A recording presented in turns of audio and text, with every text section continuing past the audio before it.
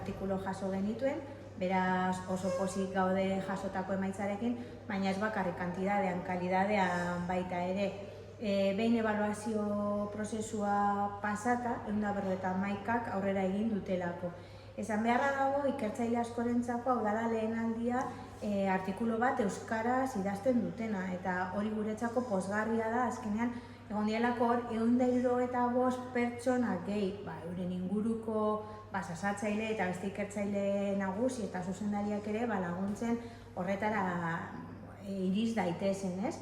Eta, esan dakoa, 151 artikulorekin aurrera goaz, horrek suposatzen du 50 izango direla ahozko aurkezpenak, hau da, jakintza arlo bakoitzean 10 lan aurkeztuko dira, eukingo ditugu 74 poster moduan, eta 101 mikroaurkezpen formatuan. Gogoratu behar dugu mikroaurkezpen formatuak nahazturik edo aurkezten direla, 3 minututan bakoitza, eta oso modu arinean ematen digula aukera barrido bat egiteko edo argazki orokor bat ateatzeko gure ikertzaile gazte horiek nazioarte mailan egiten duten lan hori etxean jasotzeko eta guk ere ikusteko zenbateko potentzialidadea dakagun, ez?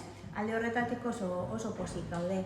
Jakintza arloak aipatzea ere igual interesgarria izan daiteke, minimoki 25 diralako gitxi gora bera jasoko dituguna jakintza arlo bakoitzean, baina egia da aurten, edizio bakoitzean diferente da, baina aurten ingeniaritza arlokoak eta osasun zientzietakoak igual izan dira purbet 25 horietatik gora egon direnak, baina ez bairik gabe danak interesgarri.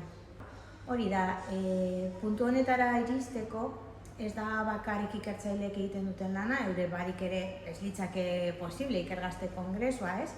Baina honen atzetik eta kontutan hartuta artikulo bakoitza 2 ebaluatzailek begiratzen dutela, badakagu 75 pertsona inguruko batzorde zientifiko bat. Eta noski, horiei gure eskerrik eta zintzoenak ikergazteak bezain importanteak ere eurek direlako. Eta bada beste talde bat, agian batzorde zientifikoan ez daudenak, baina batzorde zientifikoko kiden bitartez, edo gure bitartez, edo gure sarea arakatuz ere, artikuluak ebaluatzen dituztenak. Beraz, esan dezakegu, 100 pertsona inguru ibili direla ikertzaile horien lanak ebaluatzen. Haietako batzuk, noski, kongresura etorriko dira, gogoz daude baita be, eta hori belaunaldien arteko elkarlana hori ere hasten da kongresua baino lehen, baina kongresuan areta nabariagoa izango da.